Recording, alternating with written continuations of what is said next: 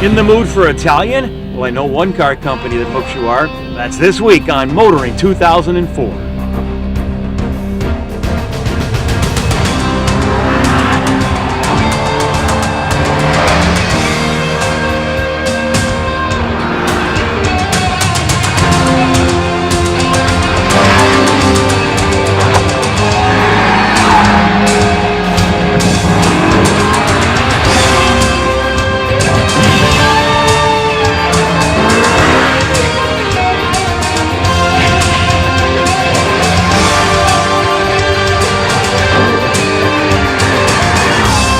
TSN's Motoring 2004 is brought to you by Quaker State Motor Oil. Oils fine-tuned for different engines. And Midas, Total Car Care. We do that.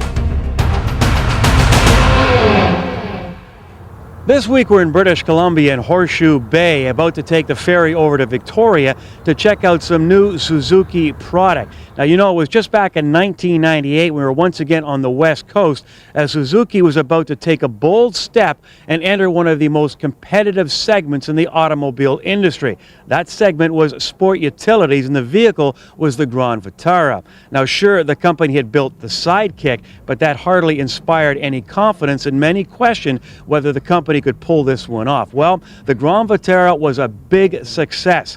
And now, once again, Suzuki is about to enter uncharted waters, as well as bringing back an old friend.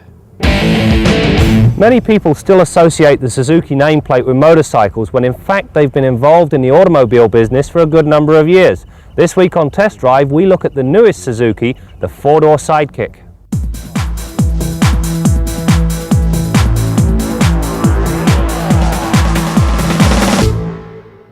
Suzuki came into Canada in 1979 as an automotive manufacturer and distributor. We were partnered and bought out, not totally, by General Motors of Canada. They own 15% of our company, and we built our plant in Ingersoll, Ontario, which we call the CAMI plant.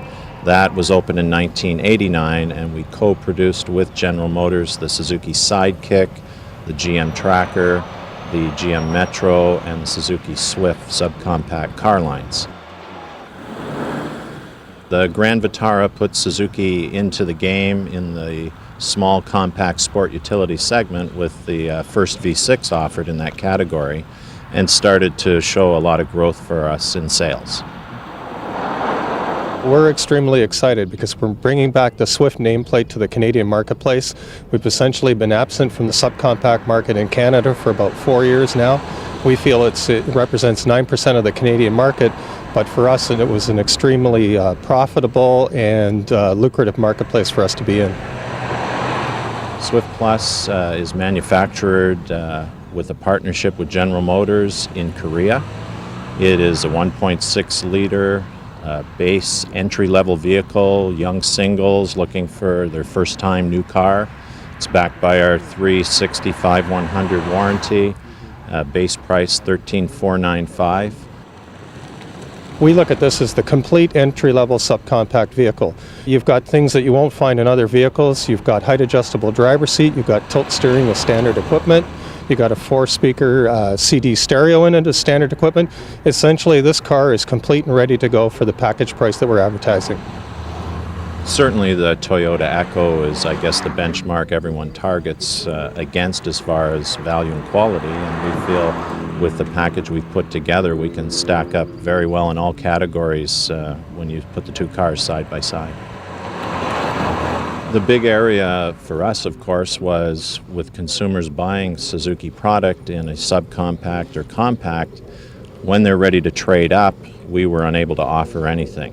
Hence the debut of the 2004 Suzuki Verona, a mid-size sedan built to compete with Accord, Camry, Magentis, and Sonata. And of course, like we were saying earlier, with all our products, value packaged. So you get all the goodies at a price of basically $22,995, gets you into a new Verona with a standard 6-cylinder engine.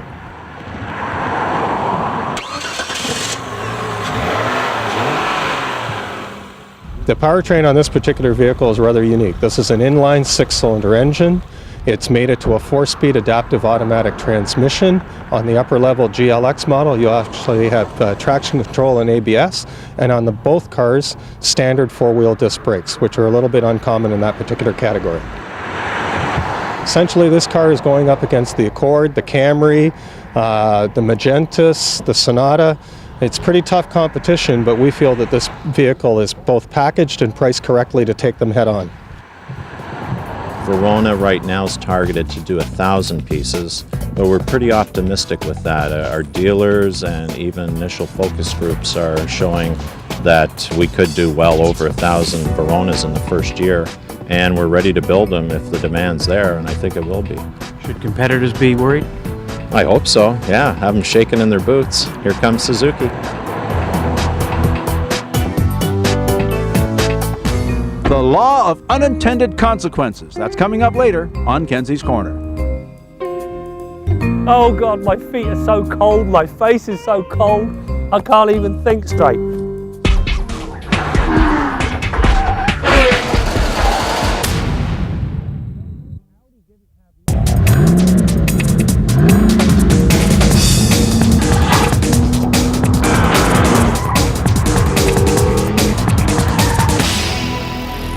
On this edition of Test Drive, we put Toyota's 3rd generation Prius and its newest hybrid system to the test. Now, at the original launch of the vehicle, which was held down in California, I was impressed by the way it worked. This week, however, it's frozen and frigid in the Great White North. We're going to find out, as well as evaluating the car, to see if hybrid technology works when it gets cold. The fundamental principle behind the hybrid powertrain is a simple one. Use a smaller engine that readily meets the cruising needs of the vehicle, and then add an electric motor to provide the necessary power for acceleration and hill climbing. The result is much better fuel economy, dramatically lower emissions, and no performance penalty. At present, it represents the best of all worlds. In the case of the Prius, it is a full hybrid and so has the capability of being powered by its gasoline engine, electric motor, or both. Mild hybrids, by contrast, like the Honda Civic, are distinguished by their lack of an electric-only drive mode. And so to the heart of the matter. A 1.5-litre 4-cylinder engine that produces 76 horsepower and 82 pounds-feet of torque, and an electric motor that adds another 67 horsepower and a stump-pulling 295 pound-feet of torque, anywhere between 0 and 1200 RPM, powers the Prius with alacrity. You know, one of the really neat features about the Prius is the fact that it uses otherwise waste energy to recharge the battery. Whenever you lift off the gas or you hit the brake pedal, the electric motor switches function to become a generator. The momentum of the car then drives the generator, which in turn charges the battery. The bottom line, you do not have to plug the Prius in overnight to recharge the battery, which means you're not draining that valuable energy source. Technically, it's called regenerative braking. All you really need to know is it works very well. All the power generated is stored in a new battery that is 25% smaller than the previous one and operates at 200 volts. All in all, the new hybrid system addresses a number of concerns. The car operates on electric more of the time, which has a massive effect on performance and fuel economy. The car is 2.4 seconds faster to 100 kilometers an hour, taking just 10.3 seconds, gets 15% better fuel economy, and all of this in a vehicle that is 11% larger. A 1,000-kilometer test saw an average fuel economy of 5.3 litres per 100 kilometers, or 53 miles per gallon. Now, this is winter and with snow tyres in place of the low rolling resistance tyres normally used. Warmer weather and the right tyres, well, it would push that figure well over 60 miles to the gallon. You know, the original Prius was rather tight inside and certainly less than conventional in its design. This vehicle, well, it's exactly the opposite. To begin with, the instrumentation sits all the way down at the base of the dash. That way, when you're looking down the road, you can see all of the information just by using peripheral vision. When it comes to all the everyday functions, most of them sit right here on the steering wheel. Everything from radio volume right the way through to front and rear defrosters. The remainder of the items are housed up here in this touchscreen. Now, under normal circumstances, it shows a pictogram of how the car's being driven. gas, electric or both. Now initially it's a really novel item, but it wears thin very quickly. The bottom line, this screen would be much better served by a good navigation system and a decent map. The roomy feel imparted is down to the numbers. The new Prius is 5 inches longer and has a 6-inch stretch in the wheelbase. Not only does this add some much needed rear seat legroom, it helps in the ride comfort and handling. Riding on max struts up front and a twist beam in back, the Prius is comfortable out on the highway and accurate as it tracks a corner. Through the pylons, body roll was evident and understeer does show up, but it's nothing to get worked up about. This is a family car after all. You know, one of the better improvements to this car is in the versatility and cargo capacity. Where the original car had a tiny trunk and no split folding rear seats because that's where the battery sat, this thing's got hatchback versatility galore.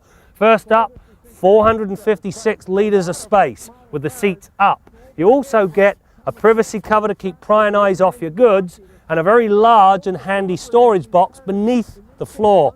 You also, when you fold the rear seats flat, more than double the cargo capacity. The lone drawback? This spoiler splits the view through the rear view mirror into two pieces, half below, half above. Now whilst it's not a safety concern, you do have to double check before you make a lane change. Stopping power comes from the aforementioned regenerative system that is supported by a decent anti-lock system. While the pedal does feel a little odd at first because of the generator's action, it soon becomes second nature. Elsewhere, the Prius gets dual front airbags and offers side seat-mounted bags, drop-down side curtains and dynamic stability control in one optional package. You know, when it comes to this new Prius and its hybrid technology, I am a true believer. I've driven it in a warm climate where it's supposed to work. I've frozen my butt off in this climate and it still works just as well. But better yet, and what really did sell me, it uses half the amount of gasoline as a conventional car and it spews out 90% fewer emissions. That's why this technology is going to become so important in coming years.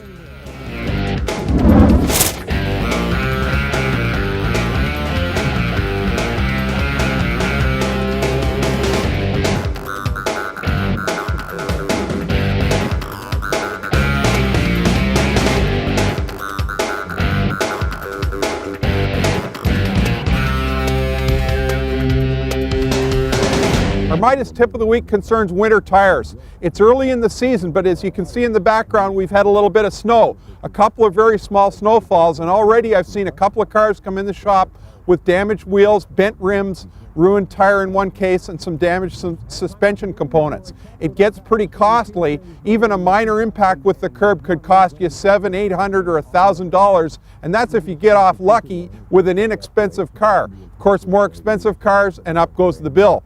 Now, balance that against the cost of a set of 4 winter tires. Well, 4 winter tires could cost you $600 or $800, maybe $1,000 with a set of rims, as much as $2,000 if it's an exotic car. But in any case, it'll seem like real small potatoes if you balance it against the cost of doing damage to your vehicle. So think about purchasing 4 winter tires. You want to purchase them early in the season because if you wait until the snow's on the ground, there'll be huge demand and you may not get what you want. But don't put them on until winter's right on the doorstep. If you get them mounted on a set of winter wheels, it's an easy installation, it's quick and easy, and less expensive every time you have to remove them and reinstall them. Also, when the winter ends, get them off because you don't want to wear them out prematurely on dry pavement. So get them off and save them, get your summer tires back on. That's your Midas tip of the week.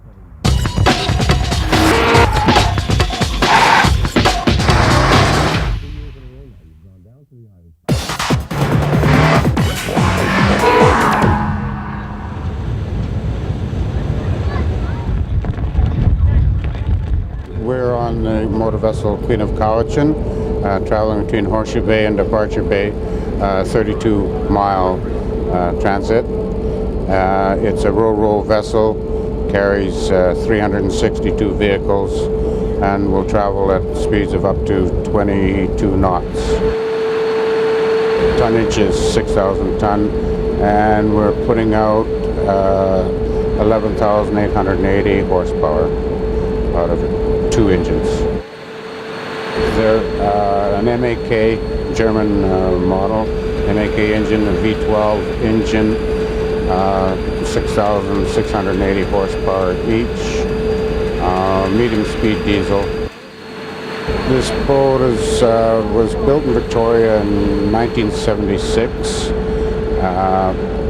We roughly calculated out that it's done over 3 million miles of duty, and it's on the 24th of this month, it's going in for a midlife refit, which should make it good for another 25 years of service.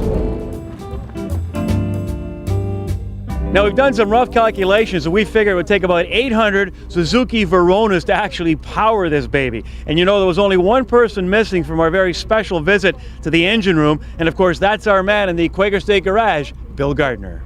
Absolutely, Brad. But you know, my ultimate dream one day, Brad, is to get on a U.S. aircraft carrier. That's a tour I really want to do, and I'll get around to it soon. Anyhow, it's time to turn back our long-term tester, the Tundra. And if you've watched this show for any period of time, you know that I love Chevy pickup trucks. I own one and have driven them for years and years. They're my favorite full-size truck. And my favorite year was 88 to 99, the way GM built them in that model span. The current one, I don't know, it's nice, but I'm not 100% sold on it yet. The guys at Toyota saw me a year ago with the current full-size Chevy truck beside my old 92, and I was talking about having to travel light because my truck only had a regular cab. So the guys at Toyota called me and said, listen, we want you to try out a Tundra access cab or extended cab pickup truck. So I've had this for 7 months, put 20,000 K on it. All it's needed in that 20,000 K is 3 oil changes. Haven't had a single mechanical trouble with it. I did find the box to be a little bit on the small side. This only measures 6'2" inside with the tailgate closed. My Chevy had an 8-foot box, so I'm wanting for a little bit more space in the box. But I understand that this year they're going to grow the box 6 inches and the extended cab by 6 inches as well. So their truck is getting a little bit bigger. And you know, all the full-size pickup trucks, as they redesign them, are getting bigger. If you've seen the new F-150, it's an absolute monster. The new Dodges are huge. And the Nissan Titan, which is about to come out, is a real big truck as well. So everybody's truck is getting bigger. The Tundra is a little bit shy on depth in the box, a couple inches less depth, but you really don't find that to be a problem. I would have liked a couple of extra feet, the extra 1.5 feet with the 8-foot box. And they do have an 8-foot box available for their trucks as well on some models. Now, you don't have quite as much selection in optional equipment with Toyota as you do with the domestics. And in the domestics, you've got a number of engine choices and axle ratio choices that you don't tend to get with the imported vehicles. But the Tundra's been a great truck nonetheless, and it certainly does everything you want a full-size truck to do. It's got the cargo capability, weight carrying capability. It's got more than enough power, awesome power as a matter of fact, and it's got the best ride and handling of any full-size truck, loaded or unloaded. The ride is fabulous in this truck. Enough to make me buy one? Well, I'm too cheap to buy a new truck anyways. I'll get back and drive my old Chevy. But Toyota's got a really nice truck here, and I'm sure they're going to make some serious inroads into the full-size truck market. Till next week, I'm Bill Gardner for Motoring 2004. For more information on past and future episodes of Motoring, log on to the Motoring website at motoringtv.com, where you can email your suggestions, questions, and comments, which are always welcome. That's motoringtv.com.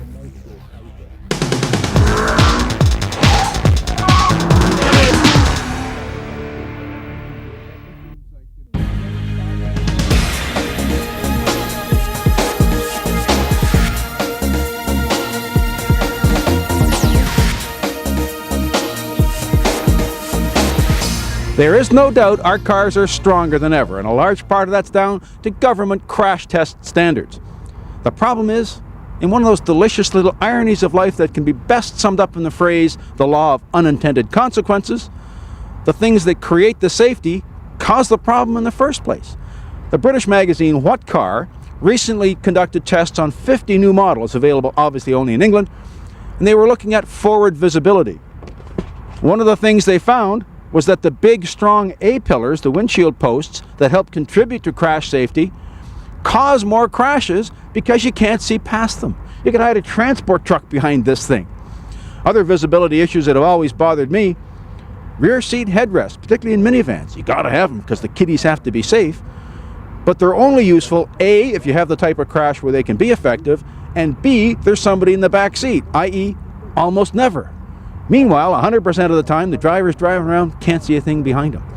Aerodynamic considerations have led to low hoods sweeping way up to a high cowl, again making it hard to see.